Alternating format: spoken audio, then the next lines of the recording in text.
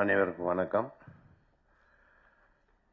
இந்த வெப் சீரியலில் வந்து எனக்கு இது ரெண்டாவது வெப் சீரியல். முதல் சீரியல் சுழல்னு ஒன்று பண்ணேன், இதுதான் ரெண்டாவது.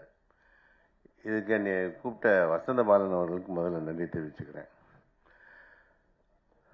ராதிகா மேடத்தோட முதல் சீரியல் பண்ணது வந்து ராதிகா மேடத்தோட தான். நான் மறுபிறவின்னு ஒரு சீரியல் அவங்க ரேடனில் பண்ணோம். அதுக்கப்புறம் நிறைய சீரியல் பண்ணிட்டேன். வெப் சீரியல்ங்கிறது இதுதான் ரெண்டாவது சீரியல். எனக்கு ஒரு நல்ல ஒரு மினிஸ்டர் கேரக்டர் ஒன்று கொடுத்தாங்க. கிஷோர் சாரோட ஒரு உயிர் நண்பராகவும் அவருக்கு இப்போ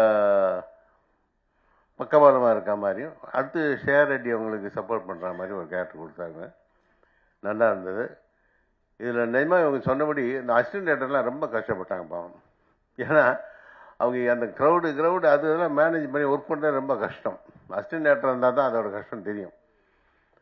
வசந்த பாலன் ரொம்ப கம்ஃபர்டபுளாக வச்சுருந்தார் எங்களெல்லாம். எல்லா ஆர்டிஸ்டையுமே ரொம்ப கம்ஃபர்டபுளாக என்ன ரொம்ப ஃபோர்ஸ் பண்ணாமல் உங்கள் எப்படி இயல்பாக இருக்க முடியுமோ அப்படி இயல்பாக எங்களை நடிக்க வச்சார். அவருக்கு அந்த நன்றியை தெரிவிச்சுக்கிறேன். அதே மாதிரி கவிதா பாரதி சார், அந்த தெலுங்கு மினிஸ்டர் எல்லாருமே நல்லா கோஆப்ரேட் பண்ணாங்க. மெயினாக ஸ்ரேயா ரெட்டி ரொம்ப பிரபலமாக பண்ணியிருந்தாங்க இந்த படம். அதே மாதிரி நம்பீஷன் அந்தம்மா வரல, நம்பியார் ரமேஷன் வரல, அவங்களும் அவங்களோட கேரக்டர் ரொம்ப பிரமாதமாக பண்ணியிருந்தாங்க.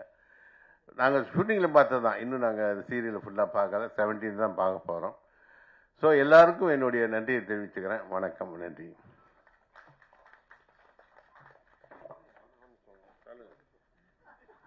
சரத் சாரை பற்றி சொன்னாங்க. நிஜமாவே அவர் ப்ரொடக்ஷன் மேனேஜமாக வேலை பார்த்தாருங்க. எனக்கு ஃபோன் பண்ணி, பாரதி நாளைக்கு ஷூட்டிங் இருக்குது, பாரதி உங்களுக்கு நாளைக்கு டப்பிங் இருக்குன்னு எனக்கு அவர் சொல்லிக்கிட்டு இருந்தார். அதனால் இந்த படத்தை இந்த வெப்சீரியில் பொறுத்த வரைக்கும் அவரும் ரொம்ப பிரமாதமாக பண்ணியிருந்தார். நன்றி.